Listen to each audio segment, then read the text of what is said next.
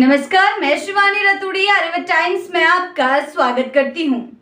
बिहार की राजधानी पटना के सड़कों पर बुधवार को सत्ता और जनसंघर्ष का आमना सामना उस वक्त चरम पर पहुंच गया जब विधानसभा का घेराव करने पहुंचे प्रशांत किशोर की जन स्वराज पार्टी के कार्यकर्ताओं पर पुलिस ने लाठीचार्ज कर दिया। शांतिपूर्ण प्रदर्शन का दावा कर रहे कार्यकर्ताओं पर हुए इस कार्रवाई ने इस पूरे घटनाक्रम को राजनीतिक तूल दे दिया और जब जन स्वराज के सूत्रधार प्रशांत किशोर खुद सामने आए तो उन्होंने भी पुलिस से टकराने में कोई कसर नहीं छोड़ी। जन स्वराज पार्टी के कार्यकर्ता सरकार की कथित वादा खिलाफी को लेकर पटना की सड़कों पर उतरे थे।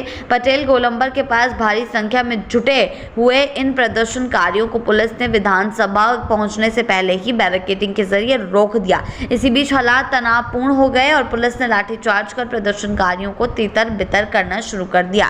पार्टी का दावा है कि लाठीचार्ज में कई कार्यकर्ता घायल हुए हैं, एक का सिर भी फट गया है। घटना की जानकारी मिलते ही प्रशांत किशोर मौके पर पहुंचे हैं और पुलिसकर्मी से सीधा सवाल जवाब करने लगे। सोशल मीडिया पर वायरल हो रहे एक वीडियो में पीके बेहद आक्रोशित नजर आए। वीडियो में वे कहते सुने जा सकते हैं, इतना दम है तो मुझ पर लाठी चलाओ, मैं खड़ा हूं सामने। लाठी चलाने से पहले मुख्यमंत्री नीतीश कुमार से पूछकर आए हो क्या?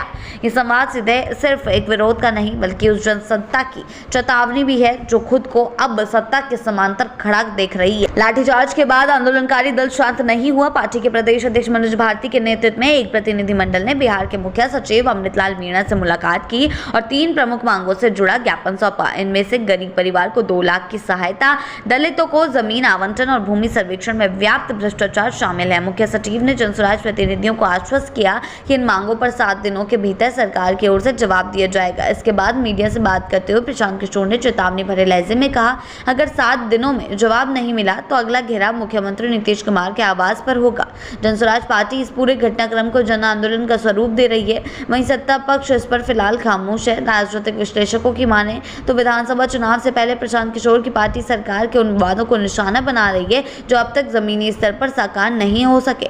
खासकर गरीबों और दलितों से जुड़ी योजनाओं को लेकर सरकार पर चौतरफा दबाव बनाना जनस्वराज की सदी हुई रणनीति का हिस्सा है। बिहार की राजनीति एक बार फिर निर्णायक मोड़ पर खड़ी है। जहां सत्ता पक्ष विधानसभा के भीतर विकास और सुशासन का दावा कर रहा है, वहीं बाहर जनता का प्रतिनिधित्व करने का दावा कर रही जनस्वराज पार्टी सड़कों पर लाठियां खा रही है। ये टकराव आने वाले दिनों में और तीखा हो सकता है क्योंकि अब बात सिर्फ आंदोलन की नहीं, जवाबदेही की हो चुकी है। प्रशांत किशोर की ललकार, घायल कार्यकर्ताओं की तस्वीरें और सड़क पर पुलिस की लाठियां अब बिहार की राजनीतिक हवा को गर्म करने वाले संकेत है। यदि सरकार ने जल्द समाधान नहीं निकाला तो यह आंदोलन सिर्फ पटना की सड़कों पर तक सीमित नहीं रहेगा।